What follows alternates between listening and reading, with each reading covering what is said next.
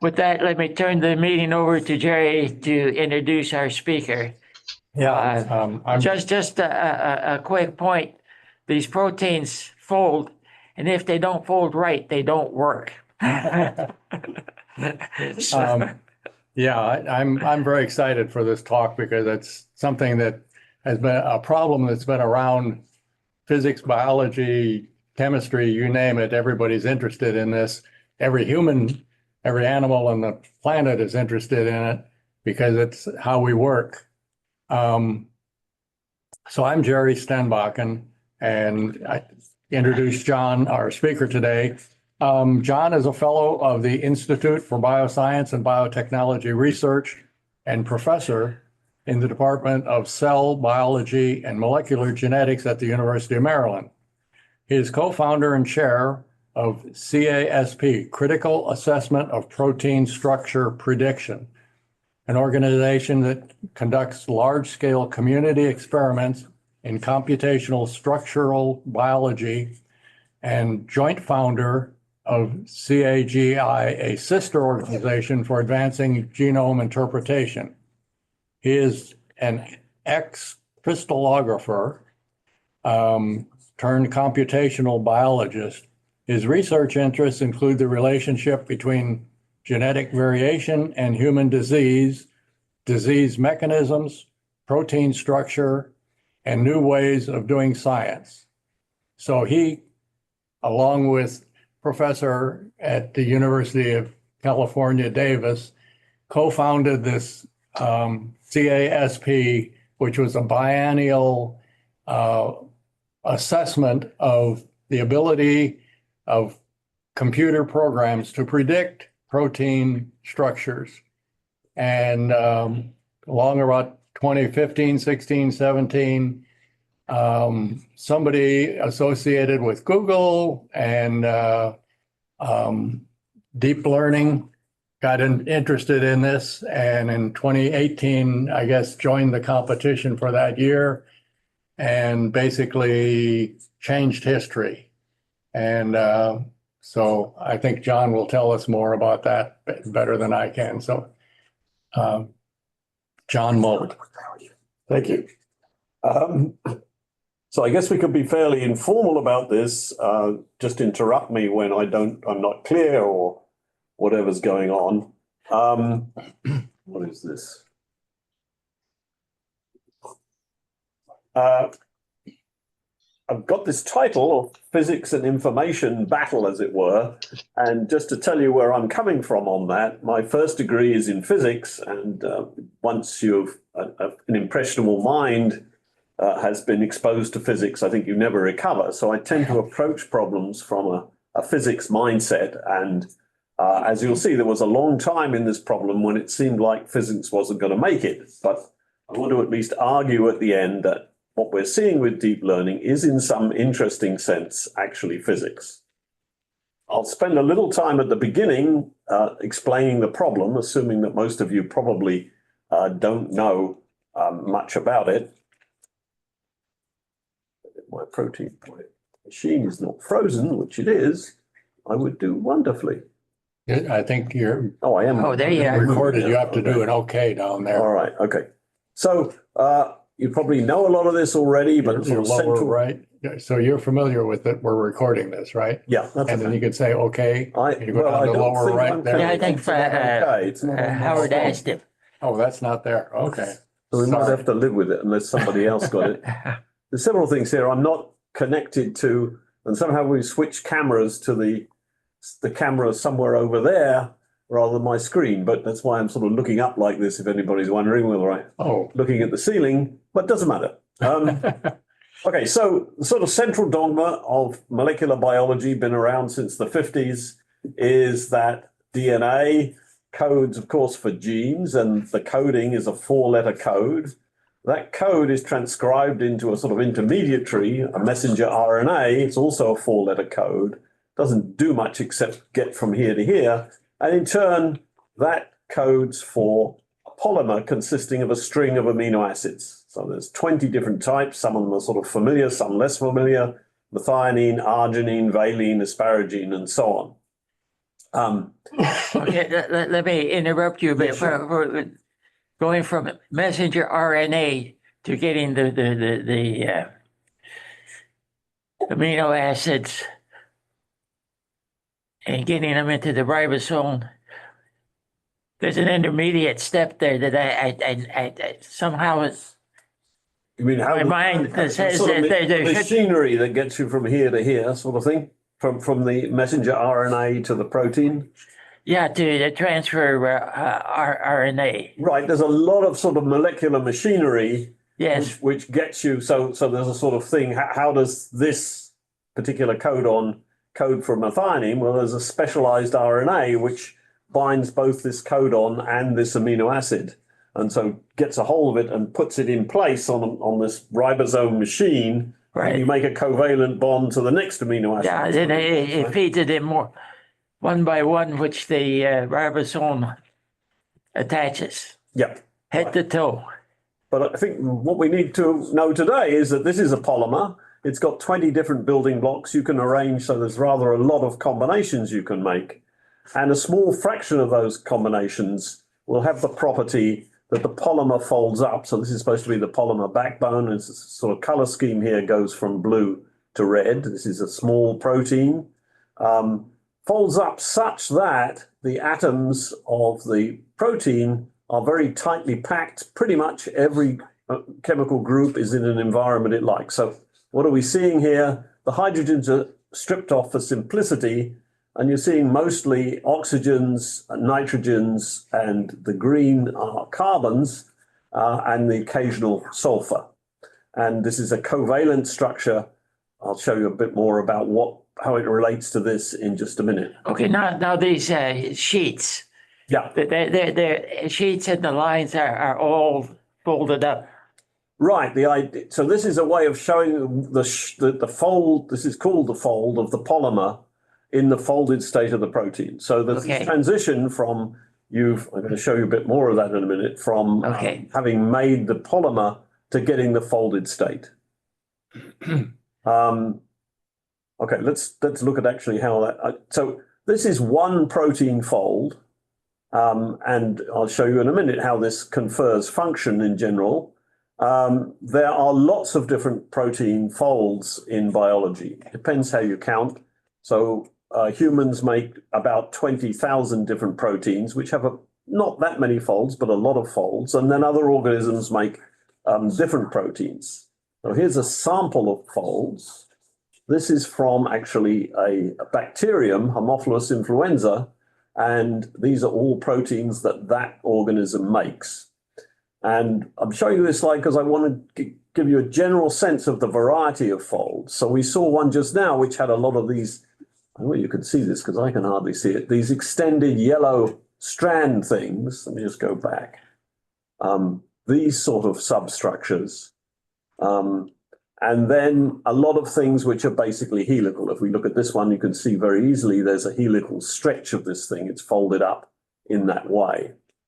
What dictates these local, they're called secondary structures, is mostly hydrogen bonding. And I'll show you a bit about how that happens later on. But these backbone local things are determined by hydrogen bonding, and then more general interactions determine the overall shape. Okay, are they, what do I want to say, the atoms or condense, whatever, are they pulled in by electrical static force to So there's they can't hydrogen bond unless they get close. Well, how do they get close is where we're going, right? But yes, you have to have a compact structure to get a stable fold, obviously. And the question we're going to be talking about a bit is how do you get there? You've got this coming off the ribosome, this flappy polymer. Somehow it's got to find where it's got to go, right? And so there's a search problem from both the biology point of view and the compute point of view. Okay. One thing I want to draw your attention to while we're looking at this, if you look at these helices, they're mostly straight. You can occasionally find ones that sort of break. This is a real break between two bits of helices. And it seems like an obscure detail, but I'll be coming back to this at the end of the talk. All right, so why do proteins fold up, as it were? The function of proteins is mostly expressed by the shapes of the surface, and it can be just recognition of another molecule, or it could be arrangements to do catalysis to make and break covalent bonds. This is an example of one such function, this protein MSP. And this, by the way, all the structures I'm showing you are crystal structures, which works to get protein structure, but it's very slow and expensive and sometimes very troublesome. And in the 50 years or 60 years or so of crystallography before the computational methods, probably there were 30,000 or 50,000 different folds determined. Within a year of getting the deep learning solution, we've actually got 800 million structures computed. Wow. So actually solving the problem really opens up being able to, this again is experimental, but now you could do this. I haven't tried, but I'm pretty sure you could do this computationally. So there's two proteins here, the blue one, the MSP, and you can see the backbone. Somewhere there are some of these strandy things, for example, that we saw before. And that makes this translucent surface, which is complementary to this other surface of RON. Okay, from this picture, you can see actually the sheets and the lines and all that. Right. Wrapping So, around. I've got this sort of translucent cloud on the top for the actual atom surfaces, right? And you can see it's really exquisite complementarity. In this case, MSP is a sort of alarm protein when these are human proteins, there's bacterial or viral invasion. And so it gets activated and binds to this RON thing, which is on the surface of a cell. It's an immune response cell called a macrophage. So when you get this binding event through the physical interaction between the two proteins, you trigger a cell response, which starts the immune process. Okay, so that's what proteins are for in the folded shape. Obviously, the unfolded form couldn't do this. And many examples, essentially everything that goes on biology, not quite everything, but most things that go on biology are mediated by this sort of process. Okay, so what the problem we're talking about is you make this polymer and somehow it gets into this folded shape. And until about 1960 something, and I'll show you the person who did this in a minute, it wasn't understood how this takes place. So most things in biology are very complicated. You need biological machinery. It's not clear whether the machinery would determine exactly what fold this takes. And there was the work of a man called Christian Amundsen. This is from his Nobel stuff in 1972, but he did the work in the early 60s. He showed that by taking a protein and putting it in a test tube, being nasty to it so it unfolded, and then restoring normal conditions, it would fold up without any biological machinery. So it sounds sort of obvious now, but it wasn't obvious. Actually, there's a very nice little book from the 1940s from Schrödinger called What is Life? And if you read what he says about protein folding, it was clear they had no concept that it might be like this, that it was just a physical process on its own without biology. Yeah, I guess my point is the key idea that you can understand the folding by looking locally at a few atoms or a few amino acids, or is it that the whole complex somehow gets involved and you have to understand the whole thing, which is what makes it so complicated? That's right. I think, well, it's a little bit of the atoms joined together. Hmm? By the way the atoms come together, that's how you'll get the folding. Right, but it is a cooperative process. It sort of goes click in some way. So you get local structures forming, but they're not stable. And at some point, you get enough local structures interacting that you click into the global free energy minimum. Okay. So what you're seeing here, according to Amundsen, is this idea that what you get is the local free energy minimum, or the global free energy minimum, rather. And once you've said that, you've defined essentially a computational problem. You've got an amino acid sequence. You assume, usually it's true, it has some kind of compact structure like this. How can you get it? On this screen, we can't quite see, but what Amundsen said about this, and it was always recognized, that if you can solve this problem, and he said when, not can you can make a huge difference to biology just because you've got all these structures you don't know otherwise, and getting structure helps you a lot understand function. So that's the background. Just a little bit on what the atoms are. So these 20 different amino acids again. This is the common backbone bit. It's not a very nice picture in that sense, but if you were going to make the polymer, you'd actually make a covalent bond between here and here and here and here and here and here and so on. And then there are these side chains coming off the backbone. And so these are all so-called non-polar. There are no polarizable or strongly polarizable atoms in the side chains of these. You can see they vary in size. There are other sorts of amino acids which have polar side chains or groups, so an OH group, for example, an NH2 group. So these, we will have, your interactions will be primarily van der Waals, and here you'll be talking about primarily electrostatic polarization interactions, in fact, hydrogen bonds. And then there's a set of these which are actually charged side chains. So this is a charge of +1 on large lysine and arginine. We'll come back to these a bit later. So let me point out that the arginine side chain is a bit bigger than the lysine one. And then there are two negatively charged side chains, aspartic acid and glutamic acid. And again, this one is a little bit bigger than that.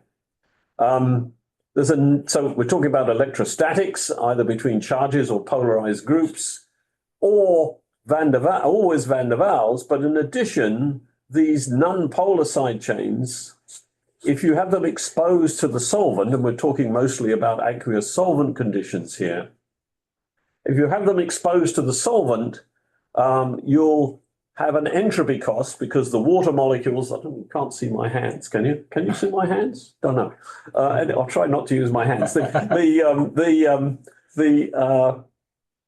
water configurations around an exposed group on the surface of the protein will be restricted because you can't make hydrogen bonds between water, and water is all about hydrogen bonds, and these groups. And so part of folding free energy considerations is burying these, or a lot of them, in the interior of the protein to avoid that entropy cost of the unfolded state. I'm just wondering if you tap the OK, if that might remove that. Yeah, well, I don't have the You can't OK do on it. my screen. It's on some mysterious other person's screen. He doesn't see it here. It's not on my Not- screen. Yeah, no, I understood that. Okay, well, I see the red dot, but I don't know who has the red dot. I've got the red dot, but it won't do me any good to come over here. I'll just disappear behind this thing, and I can click to my Okay. heart's content. Nothing will happen. Okay, I don't know where it is. It I may don't know if be. Holly's on. I guess Holly's gone. I don't Yeah, yeah. know. Howard can relieve that. So we can manage, right? okay, yeah. Okay, so here's the problem. You've got this floppy polymer. It's got lots of possible conformations. You understand something about the energetics of the atomic interactions. How are you going to fold it up? If you're a physicist, you think of some way of describing these forces in a force field potential, and you think of something like molecular dynamics, so calculate the forces in any given conformation, move the atoms a bit, stop. Would you think of that? You do that as a chemist too. Oh, you know, as a chemist. Okay, well, we're in good shape. So this kind of idea, right? This is the physicist's first problem. So this is supposed to be a piece of polypeptide chain. There is a rather embarrassingly crude, in my mind, version of the potential. Notice the sort of key terms here are the van der Waals interactions and the electrostatics again, where the electrostatics are, again, each atom type, so we've got about 40 different atom types in the protein in this view of it, has a particular partial charge associated with it. And so you can just use Coulomb's law to get the interaction of any two groups, as it were. And then there are some sort of backbone terms, less significant. And so Newton's equations of motion calculate the energy, calculate the differentiating, calculate accelerations, move the atoms a bit, stop, recalculate the accelerations, move the atoms a bit, stop, and keep going till you get the folded structure. Actually, the people who started working on this, man called Karplus particularly, also got a Nobel Prize for this sort of approach, although it doesn't work. And it doesn't work for a couple of reasons. One is, how often do you have to stop and recalculate the forces? Well, the answer is, if you just do a simple atomic representation, about once every 10 to the 13 seconds. So, and a small protein like the one I was showing you in vivo folds up in about a second. So you'd have to do about 10 to the 13 steps, each one with interactions between thousands of atoms calculated to do it that way. Would one of the problems be that by the time the molecules and the whole thing moves through one time step, it actually misses some kind of other interactions which it doesn't see within the time step. Right, but the time, and hence that complicates the whole thing even more. well, the interactions are changing as soon as you start to move the atoms, right? And Yeah. so you've got to make a compromise here. If you, Right, if exactly. You should stop as often as possible to recalculate, but then you're never going to get. And presumably the problem is so sensitive at every moment in time, Yes. that you're probably missing certain interactions also. Yes, that's Yeah, right. So exactly. you're not. By the time you finish the step, you've got the wrong set of interactions. Yeah, exactly. And so you're yeah. always sort of going roughly in the right direction and then correcting, and Right, and then it wandering veers about off more than somewhere. real life does. Yes, exactly. And real life probably wanders around a lot. So here's the classic approach, and I mentioned it has never worked. Actually, it's not quite true. Actually, Anton, Right, exactly. you can fold up very small things this way, but really impractically small things.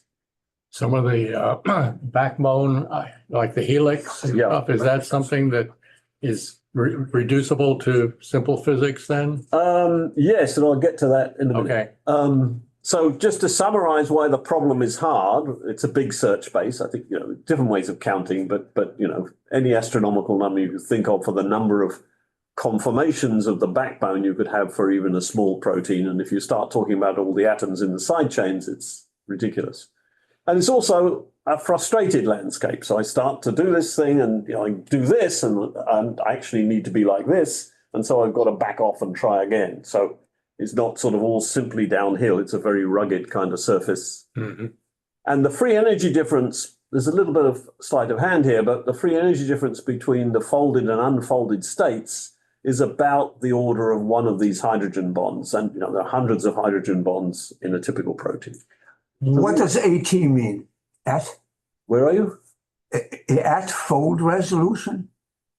The first point. Oh, here. Yeah. So yes, defining just the backbone without bothering about where the individual atoms of the side chains are. Okay. So the typical way you do this, you've got degrees of freedom between two adjacent amino acids. Yeah. And in this approximation, you count 5 possibilities for each one. So if you've got 100 amino acids, it's 5 to the 100 possible conformations. It's a very crude kind of estimate. It's not. Okay. And now if you say, I want all of the orientations of the side chains as well, you go up to a much larger number. But the basic idea is for a general audience, it's a very large search space. Yes, right. Okay. Okay. So we know that the problem took a long time to solve. Actually, if you think of Amundsen about 1970 and the solution with deep learning about 2020, that's where the 50 years comes from. And it's a sort of, it's become a popular problem in terms of its striking solution and its challenging nature. So you can imagine future PhD students in the history of science being assigned, find out what happened, how did this problem get solved? And the poor things are going to go and look at papers and try and work out what happened when. And if they do that, they'll find that actually by about 1990, the problem was actually solved. This is from the abstract of a protein in Science, so not sort of tucked away in a corner, claiming a 2-angstrom root mean square accuracy comparing the calculated structure with the experimental structure. And 2 angstroms is about 2/3 the diameter of a carbon atom. So you're really at atomic resolution. You've solved the problem. So 1990 in Science, full paper, problem solved. 5 years later, this is when sequencing was just getting going. So sequencing is now very easy getting DNA sequences, and you can turn those into protein sequences. This was in the early days of large-scale sequencing, and particularly the human genome was just being started. It got finished about 2000, so we're going to have all these 20,000 proteins we wanted structure for. And this paper claimed they had a method that was sufficiently robust that you could just give it all these DNA sequences and it would pop out the structures in 5 minutes. And this one again was actually solved 30 years later in 2020, and this one was solved, well, I guess about 2021, so a little less than 20 years later. But clearly these papers were, to put it politely, ahead of their time. And just so to make it, I don't want to be, attacking my colleagues, here's a much less glamorous solution to part of the problem by me a few years earlier, where I said that the lowest energy states I was getting were satisfactorily small root mean square deviations from the X-ray structure. Very pompous. Okay, now, who was solving what problem? So this is the whole problem, folding up the protein. Okay. So I give you the sequence, you've got a method which will get me that sort of accuracy. Okay, so how did they do that? Well, the 1990 method, I'm going to come to a different method in just a second, but the 1990 paper used a method which essentially simplifies the problem by using a square lattice, three-dimensional lattice, and having one atom per amino acid residue in the backbone, and the moves are from one lattice point to another. So you've greatly simplified the description of the chemistry and the search space, because you're now restricted to what's on a lattice. Did they borrow something? I mean, in general, found it useful to see what the people were doing who were trying to solve, say, partial differential equations. Is that a similar issue numerically, or is this a lot more complicated? Presumably? I suspect this is more complicated. Well, yeah, I don't know what the exact mapping would be. I mean, I don't think nobody's ever got a kind of analog description in that sense, that you could express it as a continuous equation solving problem. Yeah. Oh, okay. I don't think. I can't think of anything like that. Yeah, so obviously, as a field, we're somehow deceiving ourselves. and as physicists, you probably think this is disgraceful, which it is, but, how could we possibly be so dishonest or something? And it's another story in itself, but my explanation is the essential difference is that this science is done in a virtual world. So if you're doing bench experiments, and I was a crystallographer, so I know this, and the world doesn't go your way, you're totally stuck. In this world, well, my hydrogen bonds aren't so great. I'll just tweak them a little bit. Oh, yes, this looks better. I'll publish that. And so the normal kind of constraints of real world agreement don't apply. And also, this was all what one of my scientific heroes, Schneer-Lifsons, calls post-diction. We all knew the experimental answers, and so we could reproduce them, but we weren't really predicting them in any serious sense. Mm-hmm. So this is where this thing called CASP comes in. And the idea with CASP is, can we make this more rigorous? Can we, I think we went over this already, arrange that we can find out what the crystallographers are doing, what they're about to release in the way of a three-dimensional structure. We take those sequences, we give them to the people with computational methods and say, okay, give us what you think this looks like, and then comparison. We did all this already, right? So that's what CASP is about. This is my co-founder, Christoph, at the University of Davis. These are current, and actually, unfortunately, Anna's now dead, but current organizers of the experiment, which started in 1994, about the time we had to face the fact we were kidding ourselves. And so the basic idea with CASP is, can we get more rigorous? Can we be transparent? Can we communicate? Can we collaborate? We're pretty good at these two. We're actually very bad at these two. I don't have time to go into this. I'm going pretty slowly, right? Okay, so CASP, just to give you a sense of complicated, we went over all this too, 100 labs, 100 targets, blah, blah, blah, lots of output conferences and papers in special issues and blah, blah. 1994, these papers have been published. We know we're kind of kidding ourselves, but when we do the first CASP, what do we actually see? How bad are we? And so this is one of the results from that CASP, 1994. This thing at the top, A, is the experimental structure, and it's about as neat and simple as they come. It's quite short, you can see. It's got these 3 strands nicely arranged in a classical way, these 2 helices arranged with each other in a classical way and on the sheet in a classical way. So it couldn't be easier in some sense. These poor, very unhappy looking objects are the best field could do. I mean, not even respectable in terms of what they look like, never mind being right. So a total rout, just we were terrible. And so this was a bit of a shock, but I guess a good thing about not being very good is it's easier to go up than further down. You can't go further down than this. And so what we've seen over the 30 years of CASP is that we've gone up, and it's not that nothing happened for 30 years and then deep learning came along. We were actually making progress as we went forward. And we were making progress trying all sorts of things. So now this is an attempt to categorize, it's very imperfect, the sort of models that were being tried, the sort of methods that were being tried. So physics, we already talked about this a little, molecular dynamics.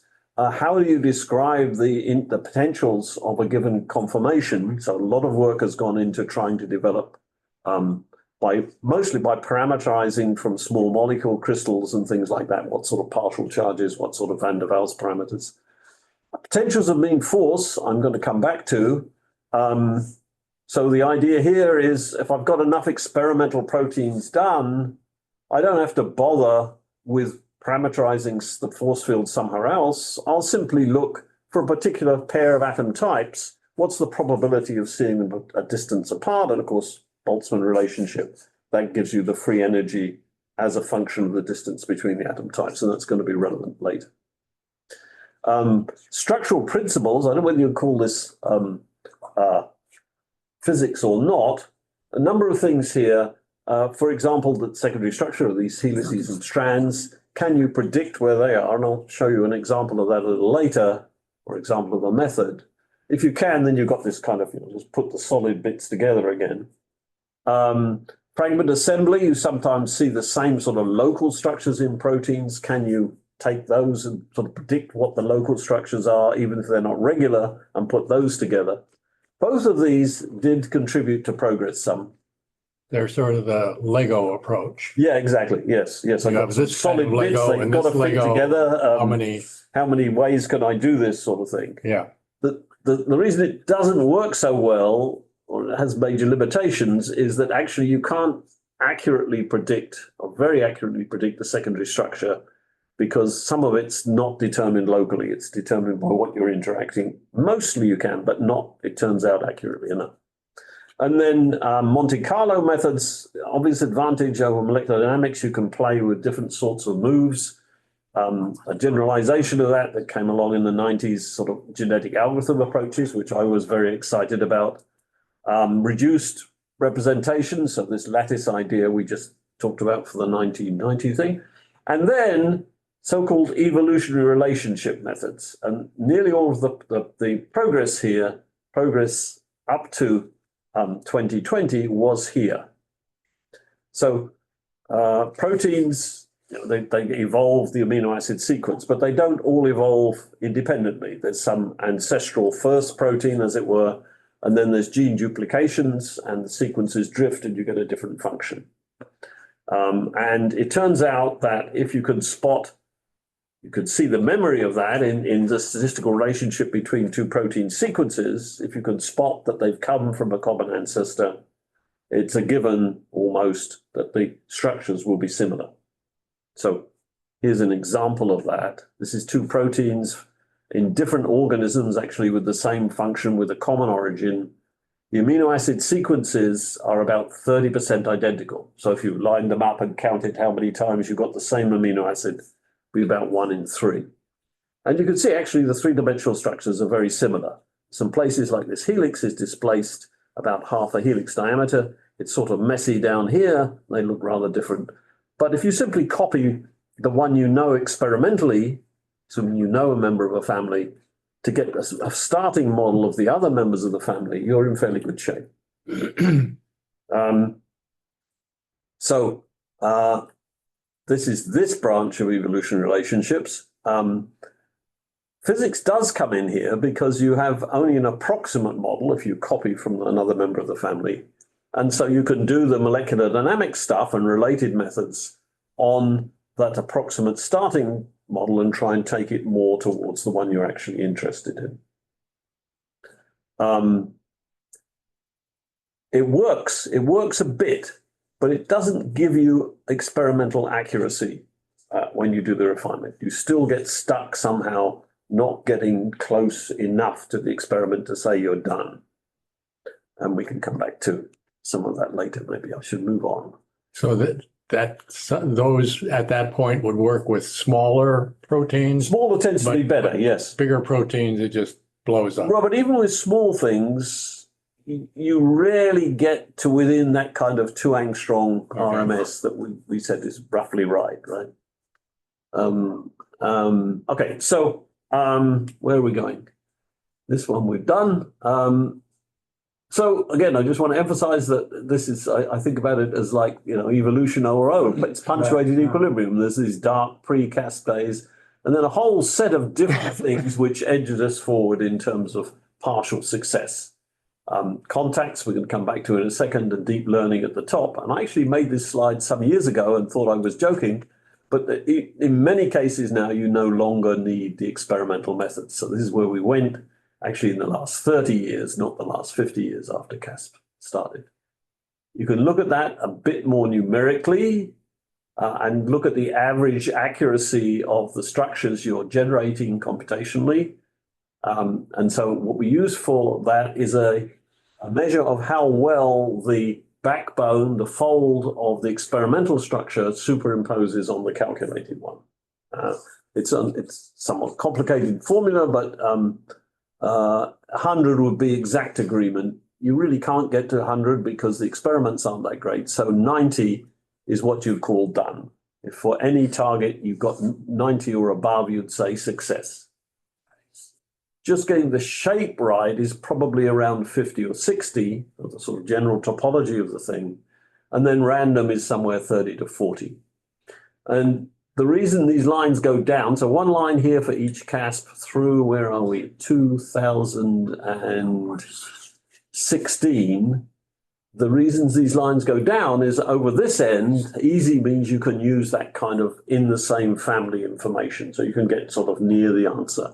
The ones we really care about are the ones out here where you can't do that. And if you look at Casp1 again, you see when you can't use that sort of evolutionary information, you're in the random.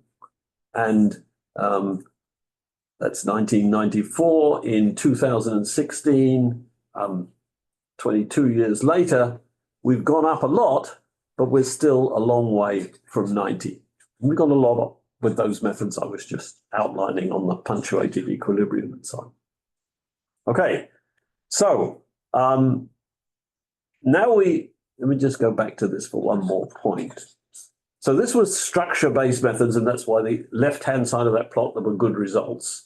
Can you do this just with sequence in a family? So you've got all these related sequences in one protein family, like this, and they produce these related structures. So you haven't got a lot of structure information, but as the sequencing has got better and better, you've got lots of sequences for a family. I'll give you a sense in a minute what I mean by that. Can you just use the bunch of sequences for a family to predict contacts of amino acids? And then if you could do that, you could use those as restraints to get the coordinates of the three-dimensional structure. And hidden behind this OK is deep learning. So we're on this path now to deep learning. You're going to use multiple sequence alignments. I'll get to the details on that to predict three-dimensional contacts. And that was the first phase of looking at contacts, and then deep learning is the last phase that works. So what do I mean by predicting contacts? This is an example of a protein expressed as a matrix of things that are not in contact. So this is the amino acid sequence. oddly starting at 0 and going up to about 300. So there's 300 amino acids in this chain. And this is the sequence again. And the matrix elements are filled in where there is a van der Waals contact between the two amino acids at those positions in the three-dimensional structure. So this looks like a residue 160 or something is in contact with residue 20. And the idea is if we can predict these contacts, again, it's relatively straightforward to get atomic coordinates at the end. So the first attempt to do this was pointed out early on in 1994. This is an alignment now of sequences in one protein family. Just to confuse you, I've switched from, not me, the slide switches from the 3-letter code, so MET, MET, and so on, would be an M here. And so there's one letter now for each different type of amino acid. This is, for example, lysine, this is arginine, this is aspartic acid. And so these are all related proteins in the same family. They've got slightly, if you look here, you go from a T to a G. In these highlighted columns, you go from an R, which is the arginine positively charged, to a slightly smaller lysine positively charged. And the idea is they more or less, as we've just seen, have approximately the same structure because they're in the same family. So now if I can look at every pair of columns in this alignment, so protein 1, protein 2, and so on from the same family. I start off with these two columns. I've got this big arginine positively charged residue, this small aspartic acid negatively charged residue. So you know, well, okay, they must be fitting in some kind of space in the folded structure, and they like each other because of the opposite charges. What I see further on in these two columns is I've still got a positive charge, but I've switched to a lysine, the K, from this bigger arginine. And over here, I've switched from the aspartic acid to this slightly smaller, slightly bigger rather, negatively charged residue, both negatively charged, different volumes. So you can imagine I'm fitting in the same niche inside the folded structure because I've got the same volume and the same charge complementarity. So that's the basic idea here. If two amino acids are in the same niche in contact with each other, they have to conserve volume and charge properties. This making sense? Mm-hmm. So I got these sequences now. I can look for correlated columns in this way. If I find correlated columns, I'll predict, I'll infer that there is a contact there. If I can infer enough contacts, I can calculate again the coordinates. So how does that work? So this will be the computational approach rather than a purely physics approach. This is information, evolutionary information. Very disturbing. Very disturbing. Where's the physics gone? Uh-oh. That's right. It's an information approach. Right. A lot of statistics as well. Some of my best friends are computer scientists. Right? Well, this is yeah. Do I have any friends? No, yeah. They're nice people, generally speaking. Yeah, right. They just don't understand. They're no worse than other scientists. Yeah. So anyway, yeah. So does this work? This was 94. We'd already just started CASP, but we were too late to do this. But in 96, the second CASP experiments, we introduced a special category because this looks so exciting, right? There's all these sequences now coming out. This might really open things up. So how well does this work on these targets where you don't know the answer? And so here's the history of that through to, where are we, 2014, starting in 1998. This is precision. So this is the true positives, and then this is the false positives here. And you only got 8% true positives here and 92% false positives, which actually is statistically significant, but it's not exactly a useful accuracy for calculating the three-dimensional structure. Does go up to about 20. We've still got 80% false positives, but then up and down a bit, really nothing happens for the next, where are we? That's about a bit over a decade, more than a decade, 15 years or something like that. So this is disappointing, right? And is this it? Is this what the best this method could do? And there's a kind of salutary tale here.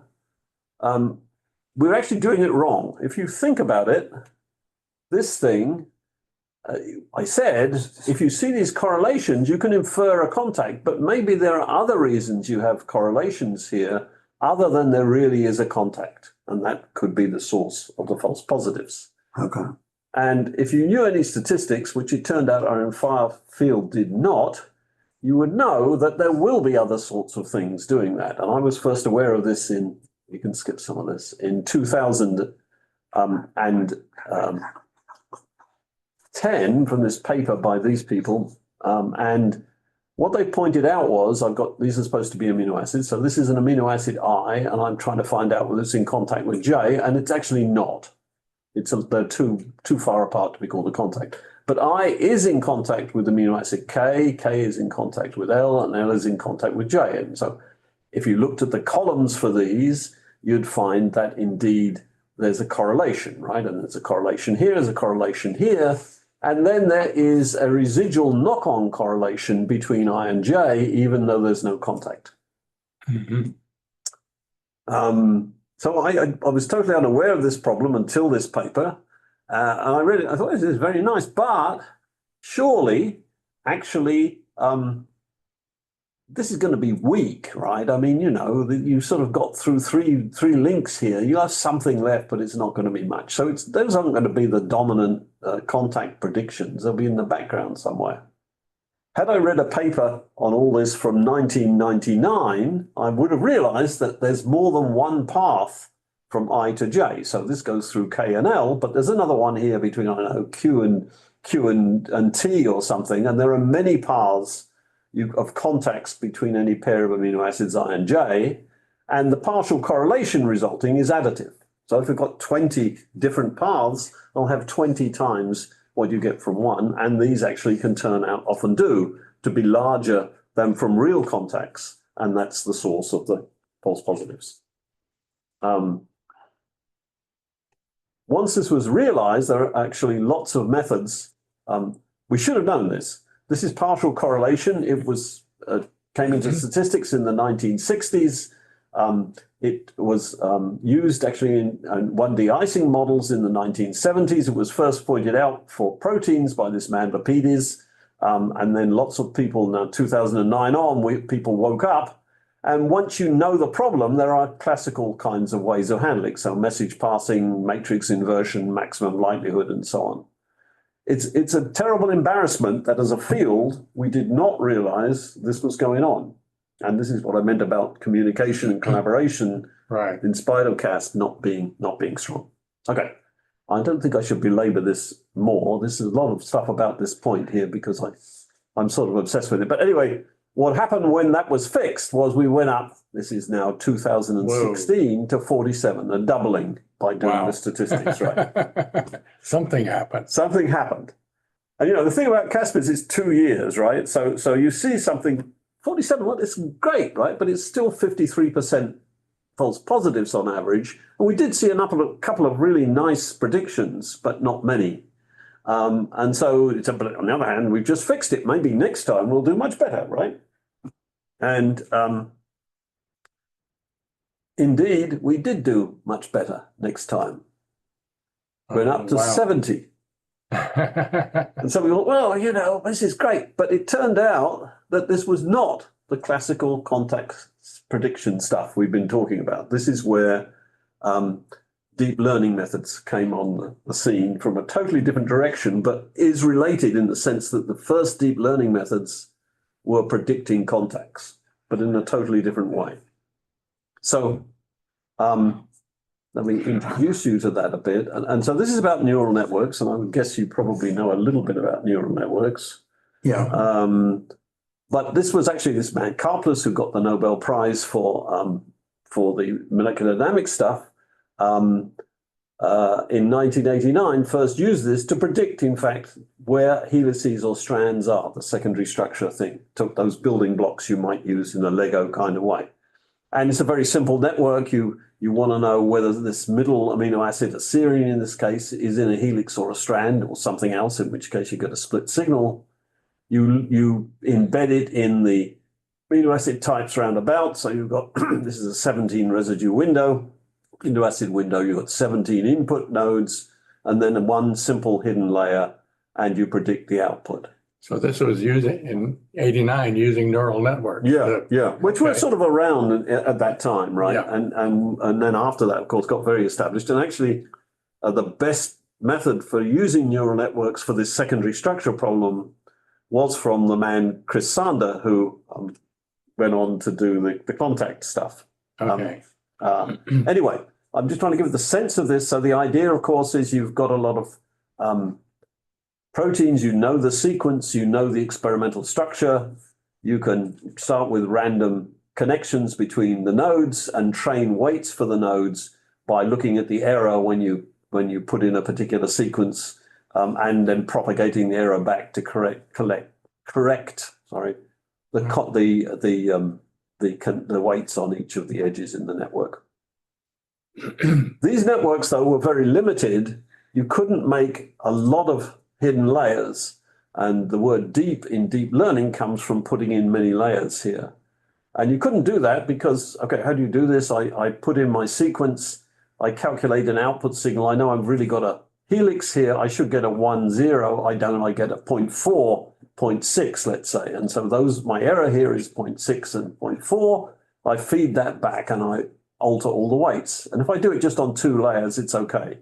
But if I go through 10 layers, it basically diffuses the signal and doesn't work, right? Right. It's familiar stuff. Yeah. And so, as I understand what happened in the field was there was a realization that you could do a lot better with this back propagation correction if you change the functional form of the nodes. And when you do that, you can actually get a much more robust, surprisingly to me, almost limitless back propagation in terms of the number of layers you have. Of course, it depends a bit on the sort of signal you're looking at. Okay, so these deep learning networks were used first for this folding problem. And how we got there was they were being used for image recognition, nothing to do with proteins, right, in the machine learning community.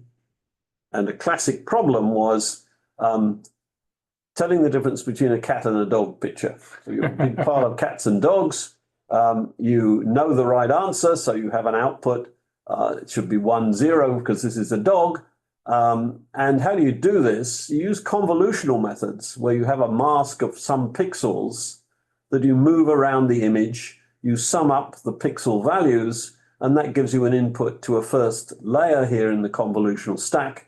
And then you have an image on that layer, which you feed into the next one, and so on and so on. And then you finish the thing off with a conventional, fully connected network. And this turned out to work very well for cats and dogs and other sorts of problems like that, facial recognition in general, right? And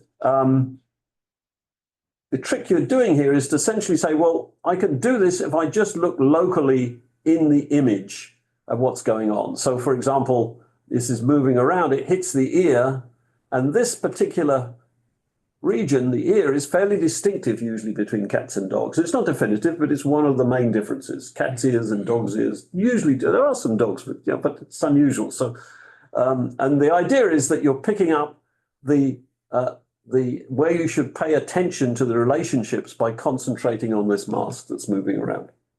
Is this making sense? In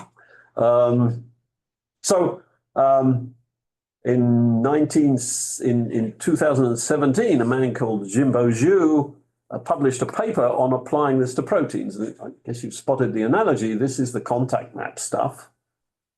Instead of having a cat or a dog, wherever is our contact map? 3 miles back, this thing. So you've got these from experimentally determined structures. You, of course, know the sequence. And so you can put contact maps here, sequence alignments here, train your network, and produce contact maps and see if that works, if you get the right contacts. And that was the 70% thing we saw. So this works sometimes, and this makes it a little clearer what's going on, hopefully. This is actually a DeepMind slide from 2018. A number of people got this to work quite well. I'll show you what quite means in a minute. Essentially, the idea is you're predicting distances, or most likely distances, between amino acids in the polypeptide chain, not just contacts. And this is an example of the sort of probability distributions you get between pairs of residues given the sequence alignment. So this is all contacts for this particular reference atom in the structure. You can see a lot of them are peaked. These are just contacts. But for other things, you have a more weak probability distribution, but it's still got useful information. These two amino acids or whatever this is likely to be 10 angstroms apart. These may be 13 angstroms apart, but there's a distribution here, and you can use that in predicting the three-dimensional structures. So how much did that help? It did in fact work. So this was the plot we had before. If you remember, this is where we got to in 2016 with the improved contact methods. Now you can see the curve is much flatter. It's above 60 as a fit. These are all the individual targets. So some of them are certainly not well folded, but the fold is pretty much on average right now, which is a huge improvement from where we were with the classical methods. But we're not at 90, right? This is not, it's very nice for those of us interested in this problem. It's a nice piece of progress, but it's not a solution. So again, in CASP, you wait 2 years to see what happens, and we get this. Wow. This is the 2020 line. And again, about 2/3 of the targets, these circles, are above 90. And so in that sense, we've now got an experimentally accurate method. This was DeepMind. In the previous CASP, there were a number of people who successfully used the convolution method. And this is an example of how science should work, except it's working in one large group rather than the community. After the convolutional success, DeepMind went away and sat around the table and said, well, okay, that's nice, but it's not the 90 line. Can we get this method to the 90 line? And they fiddled about, and eventually they said, no, this is limited. This convolutional thing is not going to get us there. And you can, I'm not sure they would rationalize it this way, but I would rationalize it. If you look at this, it's quite useful to have this little mask where you can pick up these local features, and together all these local features will tell you whether it's a cat or a dog. But that's not what you see in those contact maps. The stuff you want to pick up, the long-range features, which really give you the fold, right? That 160-20 contact. You look like in an image recognition, it's not just the location, but it's the location relative to, in this case, the eyes. So the eyes are important to symmetrical objects. Okay. And then the relationship of the ears are opposite sides. Right. The symmetry of it is what I'm driving at. As I understand it, that's not, with this method, you can only pick up, you do integration over here, it's true, but your initial convolutional operation is local in this sense. Okay. And so you couldn't pick up the relationship, I don't know, between the ears and the tail, let's say. Right. So, and because of the nature of cats and dogs and faces in general, that works. There is integration afterwards, but essentially you're not putting into the thing this kind of distance in a direct way.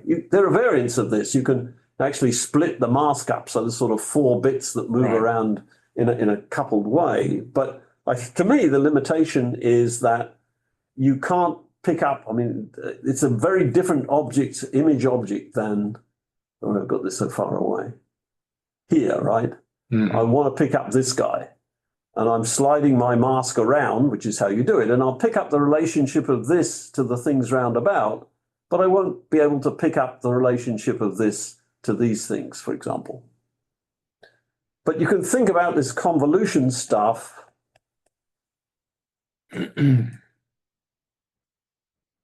as a way of paying attention to the relationships within the object that are most important, or at least a useful set of relationships within the object, rather than just trying to look everywhere. Right.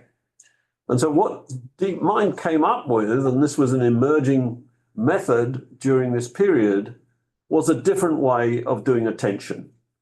And This is not a very good slide somehow.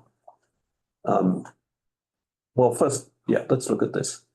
So it's in a very different kind of format, but here's your multiple sequence alignment being input. You get an initial relationship, then you sort of embed this in a slightly different way between the amino acids, the residues, and which ones occur at each place. And let's say this is an identity position. You can perform an attention operation which will shift the weights around in this matrix. Mhm. This is a first attempt at predicting a contact. And again, these black things are predicted to be close together. You can do an intention operation and get a redistribution of the weights in this thing.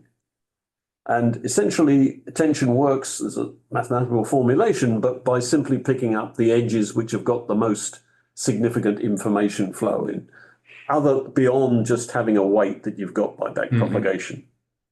And so it's an equivalent, a generalization of a convolutional operation. Actually, I wanted to show you before we got into this just how good these structures are. So this is 2 of the 2020 results for DeepMind, 2 colors for calculated and experimental, large complicated protein, no evolutionary information, and you can see it's a very beautiful fit everywhere. And going back to our little protein from the beginning, that was actually a target in this CASP. And you can see the atomic accuracy, even for the side chains in this, is quite extraordinary. And so this is experimental accuracy. In fact, the fact that there's a difference here could well be an experimental uncertainty as well as not a computational error. This is comparing the prediction from computer to crystallography. That's right. Yeah. Okay. Yeah, exactly. So in that sense, it's sort of spot on. Right. Okay, so we got into this with this multiple sequence alignment. To just look at the history here, this was the original Sander suggestion of these correlated columns. Then later in 2010, arbitrary timing, the realization there were these partial correlations. And then we saw there was some signal here, a big improvement here, and then a much bigger improvement going to using convolutional methods on these contact maps. And then finally, to going to the attention-based method.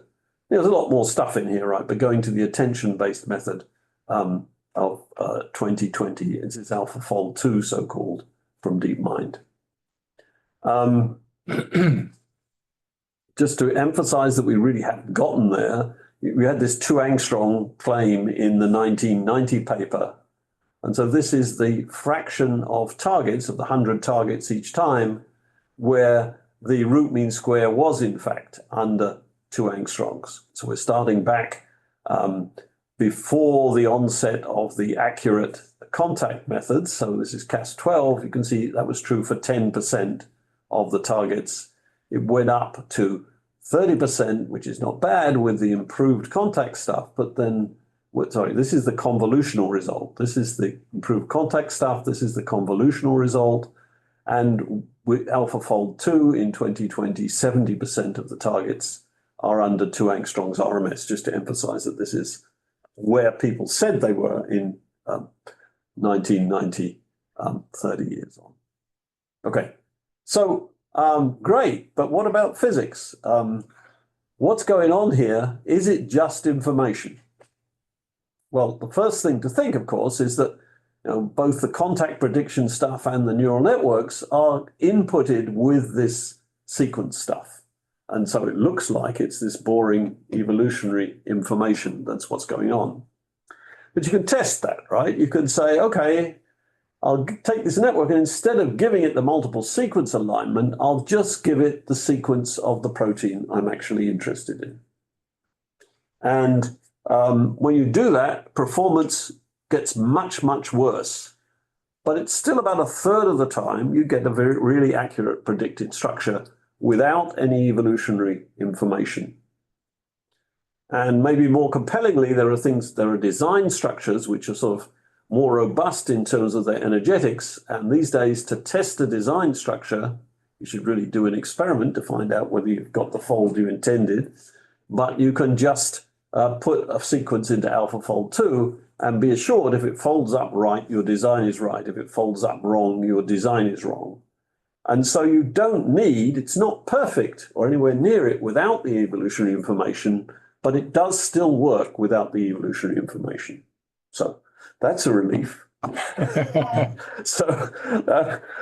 then people say, well, no, well, you see, what's really going on is you've trained on all these known structures, and you know they're not the same overall, but they've got chunks which are the same. I know you remember early on I mentioned this fragment assembly thing, and so what's really happening? You're sort of remembering these bits and you're assembling them, and it's not really physics. You're just remembering what you've seen in other proteins, right? Well, how do you test for that? It's kind of tricky. I, together with my colleague Osnat Hertzberg, tried to think about this. And an implication of this would be when it's a sort of motif, you know, this is sort of extreme, this is just a helix. When you've seen helices many times before, and so you'd expect to get those right because you've got a lot to learn on, just learning the network. But there are less common features in proteins. I mentioned, you know, this uncommon business of kinking a helix. And so you'd think the methods would then, if that's what's happening, the methods would perform poorly on those unusual features. Is this making sense as a test? If you're expecting a helix and you get a bent helix, yes, then you're going to be wrong, right? Then you doubt that. Yeah, well, you have a harder time predicting a bent helix. The machine would say, bent helix? No, I don't like that. I've never seen that. It's got to be straight. So what does that do is to go through, and this is one example of a result, and I've got it on a separate slide, to go through the rare things in those 2020 targets. You know, it's actually a library of things you don't see very often. And this is one example. This is for a kinked helix in this sweet little protein. So this is AlphaFold 2, DeepMind. This is the X-ray. And you can see it's very, very accurate with this kink.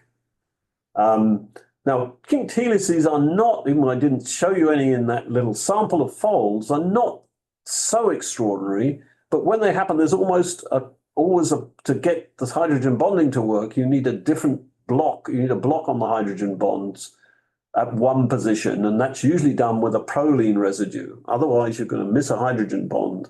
Proline's sort of blocked off on one of the hydrogen bonding groups, and so you can skip one in this set of hydrogen bonds down a helix.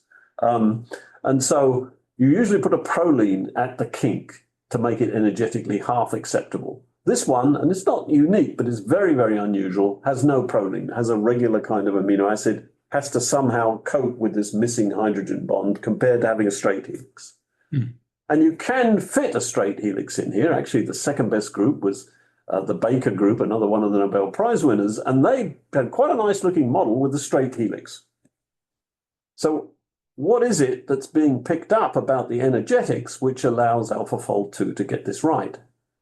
And if you just eyeball all this looking on the graphics and put all the atoms on, you look over here and you try to make a straight helix, you get a very poor set of side chain interactions on this piece of the backbone.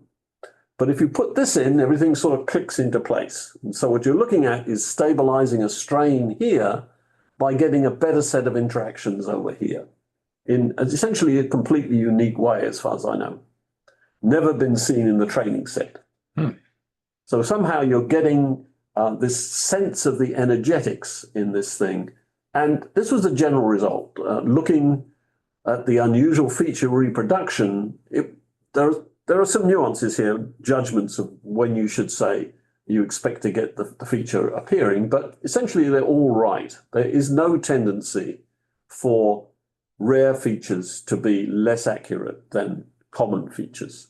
And so I take this as a very strong argument that in some sense, the machine is learning the energetics and physics, to put it another way, of what's going on. And so how could it possibly be learning the physics? And how could it be this accurate? Where were we? this sort of atomic accuracy, you remember I said, even when you start from something nearby, you don't get to this with physics, or rarely do you get anywhere else. Here, it's routine. You get this experimental accuracy a lot of the time. So Learning the physics to me is another way of saying, can you look at the model right, and learn from it? right. Learn Right. the physics from the model. Yes, Right. yes. Decode the model. In some physics sense. Yes. Yes, yes. I mean, I know that there's been work in just giving physics problems to having an AI system that works with elliptic circles or circles and basic physics and solving gravity. Right. And you know, you reproduce Isaac Newton's equations. Right. And but so now you have deep learning here. Is there some way that we can pull Isaac Newton's equation equivalent in chemistry, Yes. in genetics, out of the physics out of the model? Right. And so you're saying by if it does accurate unusual, that's a place that it understands the physics better than you would expect it to. Yeah, that's what I'm claiming. Okay. I should say that particularly the crystallographers don't like it when I say this. Crystallographers are finding a serious rearguard action because they're being not quite put out of business, but for 50 years they were the dominant way of getting structure, and now there's some little corner over there, and so they tend to be a bit defensive. Well, everybody's defensive on how they understand their field. Of course. And when you're changing that, I mean, quantum mechanics, I mean, they're billiard balls, right? Bouncing around. And no, they're not. They're probability. That's right. And of course, if you talk to somebody who's got any sense of quantum mechanics and electron distributions around atoms, they'd be horrified by the force field I showed at the beginning, right? So everybody's got their, but maybe particular compromises are okay. So here's my explanation, just to finish, last slide, we're way over here, of what's going on. You remember this stuff I talked about, what you're seeing, what you're learning, what this network is set up to learn is probability distributions between particular types of atoms. And going back to where we came in, that's essentially a potential of mean force. Mm-hmm. And so embedded in the 20 million parameters here is a very sophisticated potential of mean force representation, much more sophisticated than the sort of potentials which are used for molecular dynamics, the billiard bally things. Mm-hmm. And so, the obvious, coming back again to the Boltzmann relationship, the free energy of the system is the probability of seeing in a correct structure, atoms I and J of type A and B, a particular distance apart over the background probability. And essentially, we saw this, the machine does learn these kinds of probability distributions. And if you've learned the probability distribution, you've learned the free energy surface in some way. So the /C is conditional, yeah. Conditional. C being not a very good representation, correct structure, an actual correct protein fold. Mm-hmm. So I feel that physics is one, and it's a very interesting sort of physics. But I don't, and it's very hard to get further than the simple experiment we did looking at rare things, because you could scale it. You can look at a lot more rare things, but it's sort of frustrating in that sense. Here's a hypothesis for what's going on in the network, but and some evidence to support it. But first of all, what do you do with that? Is there anything useful you can do with it? And can you go further to try and validate it? Somewhere I heard recently that Mother Nature invented genetics 20 times. I'm not sure how they come up with that, but that there were 20 different times in history where life was formed. And I That's new assume, for me. I mean, it's a much debated point, right? right, maybe I'm hearing too much, I somebody don't know. proposing that. Yeah, But given that, there are certain constraints, I would imagine, on any life evolution. And so if you see yes, insects versus reptiles versus mammals, yeah, different number of amino acids being used, there are certain constraints in the structures that right. that are beyond just the fact that one uses 20 amino acids and insects use 26. I don't know but they're different life forms use different number of different amino Well, acids. not really. The basic, so there are so-called non-natural amino acids, which some organisms make, but they don't make them in the standard way from DNA or whatever. They're synthesized sort of like you'd synthesize any small organic molecule and can be incorporated in proteins. But the basic 20 and the genetic code, the relationship between the sequence of bases and what amino acid you finish up with is universal in life. Okay. So Well, it's usually said, and maybe you come across something newer, is usually said that life only evolved once in that sense. Okay. Although in a complicated way. I mean, there's this idea that the first living forms were actually RNA-based, not protein-based or DNA-based, right? And at some point you hook the two sides on. Right. But again, the view being that the process, it's the same chemistry, it's seen which is pretty remarkable, everywhere we've looked, sort of thing.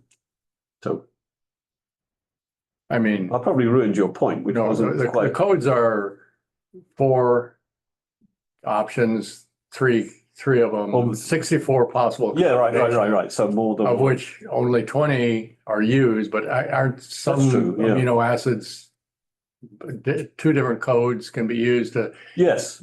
So, yes, so typically, it's more than the if you 20. take something like serine, there are 6 different codons that code for serine, because you've got the 64 you can play with, right? Right. But again, in all organisms, as far as I know, it's those 6 coding for serine. It's not sort of 5 in one. There might be some cases like that, but I'm not aware of any. Oh, okay. Again, sort of consistent with it happening once, but All right. Okay. things could change. I misunderstood, or I got bad information, Well, whatever. More up to date than I am, which is really hard. Yeah. Okay. So are all 64 accounted for? Yes. Are there no illegal codes? Well, there are a few nonsense codons which will stop the chain growing, but their function is basically to stop drugs, not to be not used. So all 64 are either coding for an amino acid or a so-called stop codon. Okay. Enough of this terminate the chain, sort of thing. Okay. Yeah. All right. There's also one to start it. Well, usually the coded region starts with a methionine, so it's sort of double duty. It's the start codon and it encodes for an amino acid. Yeah. So you're right. I mean, it's usually a methionine to kick off with, which sometimes are then cleaved off because, you didn't really want to start with a methionine. It screws up the protein, so let's get rid of it. But you start with one always. So you were saying at the start that originally took some proteins and messed them all up so they're all untangled, and then they would collapse back. Right. So that would say that if you took a protein and ran it forwards and you ran it backwards, you should get the same protein. If you manufactured it in the opposite direction, yes. Exactly. Yes. Coming off the ribosome in a particular sequence doesn't determine the fold. Okay. You could sort of get the ribosome to work backwards, somehow synthesize the wrong end first or whatever. In theory, it shouldn't make any difference. Okay. If you went backwards, wouldn't you have the outside on the inside? As they wrap? No, because the folding process, I mean, this was a very, my PhD supervisor actually solved, it's really the second fold to be determined by crystallography. And if you looked at that, the way the fold sort of wraps up, it looks like, you sort of start with this bit and then you wrap all the rest around it. And so for a time, it was believed that the order in which you came off the ribosome, what came out first, and then you could sort of build on that, was an important part of the process. But as we got more structures, clearly most structures are inconsistent with that kind of formation. Okay. And as you say, if you can do this experiment in a test tube where you lose all the structure and just let it come together spontaneously, you're clearly not relying on that. So that would be one reason why if it was true that folding was like that, the structure you got doesn't necessarily have to be the lowest Gibbs free energy, right? Because it's determined by the sequence at which things happen. You've got to get somewhere stable, but it might not be the lowest available. And so if that were true, then no way you could compute it, right? Well, I suppose you could. You know what comes off first. But it would be a quite different computing problem than the way I talked about it here. But there is the situation of what is a mad cow disease, where you have a protein that folds.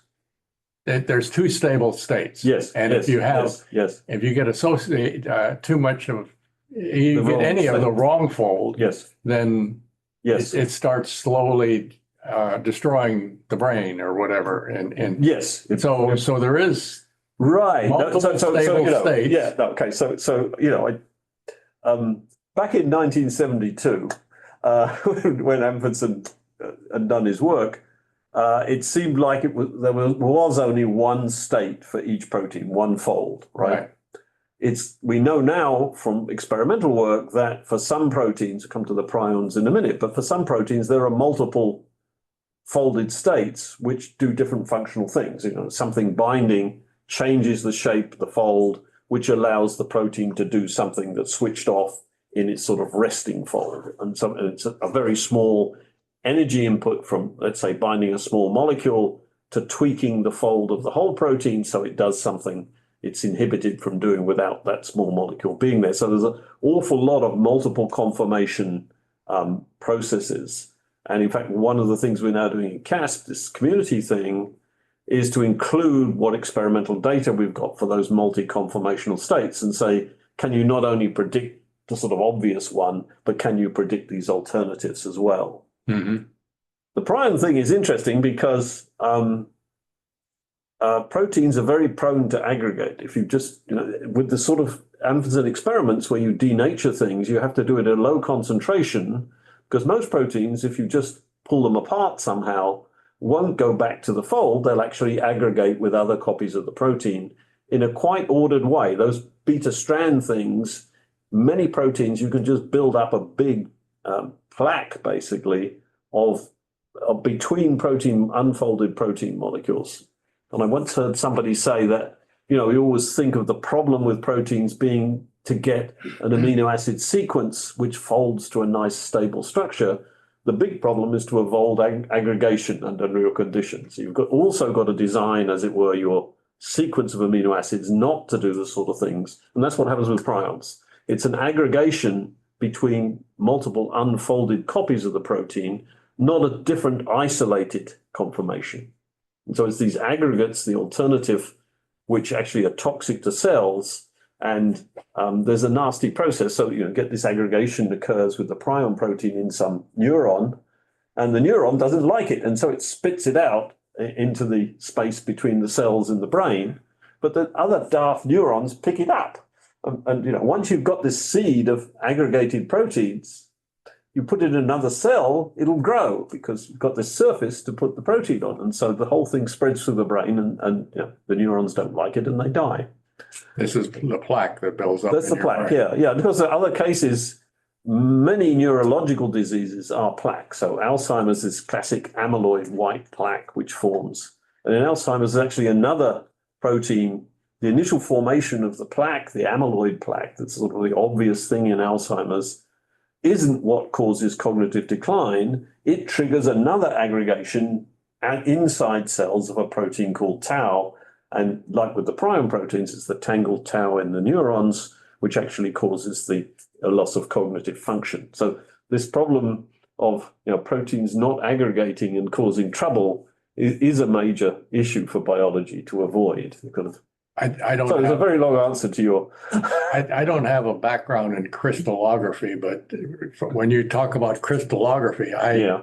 picture putting those proteins together, cooling them down, but not in an aggregate. Not in an aggregate, no. So And that is indeed a problem with crystallography because you have to have a fairly high concentration of the protein to make the crystals.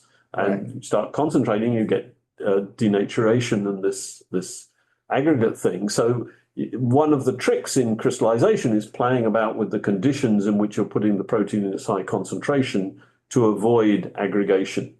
okay. So typically high salt or something like that. There are different ways of doing it, but Okay. the medium is highly selected in that sense. That's In an unpredictable way. And so, you just try lots and lots of different conditions until you get crystals and not aggregates and so on. oh, okay. Yeah, I'm surprised by just shooting X-rays, they can actually make sense of a structure that is that complicated, Right. as opposed to simple, Small crystals. molecules. Yeah, right. Yeah. Well, you I mean, get a lot of diffraction scattering off a big lattice, right? So Yeah, it's a big yeah, lattice because well. it's a big thing, and so you get proportionately more, I said vaguely, scattering information, and it Yeah, works. but it actually makes sense of all that to work and then work your way back to this sort of a complicated structure is amazing. Yeah. That's No, what it's I'm amazing. saying. Yeah. Okay. The problem with crystallography, and it's true for small molecules as well, is that what you measure is the amplitude of the diffraction and not the phase, right? Okay. And so if Yeah. you use the Fourier transform to get from the scattering to the electron density and thus the structure, you need to somehow get the phases. And that's used to be one of the really big problems in crystallography of proteins. For small molecules, there are ways around it. There aren't easy ways around it for big things. And traditionally what was done was to diffuse heavy atoms, so mercury and things like that, in various forms into the crystals to perturb the scattering for the X-rays, and the differences in amplitude you could use to deduce the phases. So you would spend I spend a lot of time, you've got these crystals in it, you put all these different compounds in, and then you see if you get anything, and you don't most of the time. Can you check to see if there are any questions from our viewers? I don't. Yes, there are. I have just an aside question. How do you get the crystals? I mean, in work that I was doing then on intermetallics, the first thing I had to do is get the sample. So how do you get a crystal protein? How do you crystallize a protein? Yeah. So I'm just saying, there's no sort of recipe for it. Essentially, empirically, it's been learned that if you put proteins into particular sorts of solutions, so particularly different sorts of salt ions, but very varied sorts of salts, some more hydrophobic compounds, and mixtures of those, it works. It doesn't work always, and that's a limitation. Sometimes you never get crystals. And typically people try hundreds of conditions just empirically to try and make it work. It's a very frustrating business. Actually, I had this phase in my career where I picked up a project as a postdoc where somebody had previously grown crystals of this thing. This is actually a protein which chops up penicillin type antibiotics. So it's a major resistance that bacteria have when you give, and it was the first known DNA structure of that at the time. And so this other person had done it, right? And all I had to do was repeat it. And I had his recipe. And I could not get it to work. And I spent 10 years on and off doing this. It was a major thing. This was supposed to be one of my postdoc projects. And until I went to a lab where somebody was a lot smarter than me at this kind of thing. And what made the difference from the recipe I was given was adding some small hydrophobic molecules to the mix. Okay. And I told this to the man who originally got the crystals I couldn't reproduce. And he said, yes, those crystals, was the third year lab and third year undergraduates. and they dropped the solution on the waxed floor. So that must explain why these hydrophobic. And they mopped it up and put They it. mopped it up and put it back in the bottle, and it So that's what crystallization is like. So if they wanted to do it again, they have to drop it on the floor. Or, you know, In the the smart recipe, person just tried that have to use anyway, the same because wax that's what on the smart floor people do, not like me. So did Jay it, Miller has his hand up. Yeah, it's not a question, just a little comment. I worked at NIH. I'm a quote biophysicist. And Ah, essentially, what you're talking about, biophysics. Although I didn't do any of this, but when I worked in building 2 on the first floor, on the 3rd floor was David Davies, and he was oh a yes, photographer. He was doing a lot of this stuff. right. Most well known for his work on antibodies, right? Did a lot of things, but antibodies, I think, was particularly outstanding at. Yeah, that's my comment. Okay.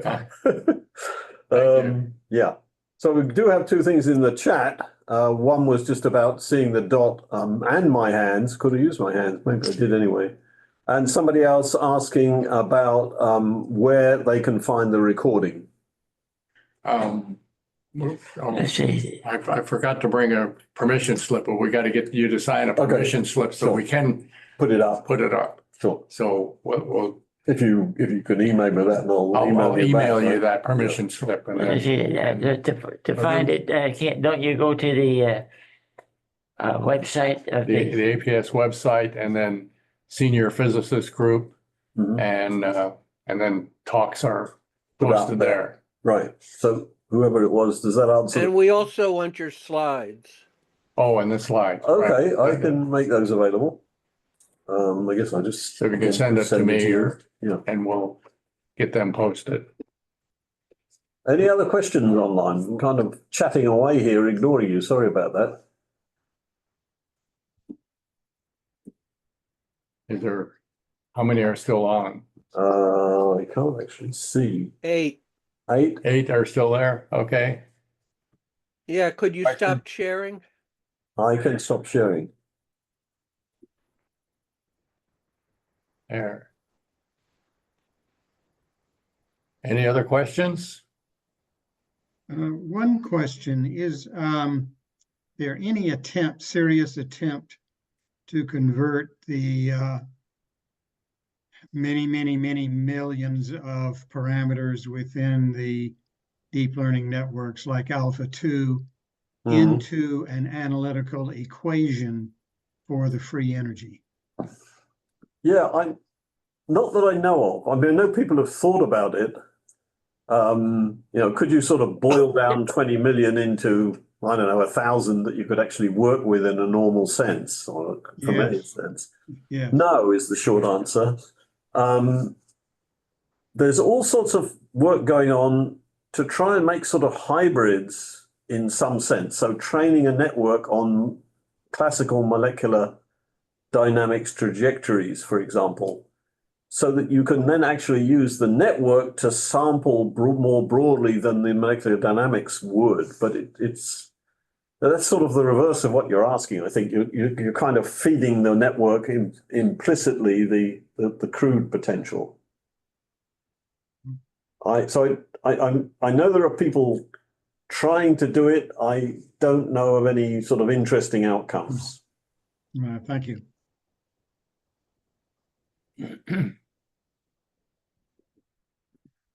Well, thank you very much for a very interesting Yes. talk and Yes, thank you. amazing. Yeah.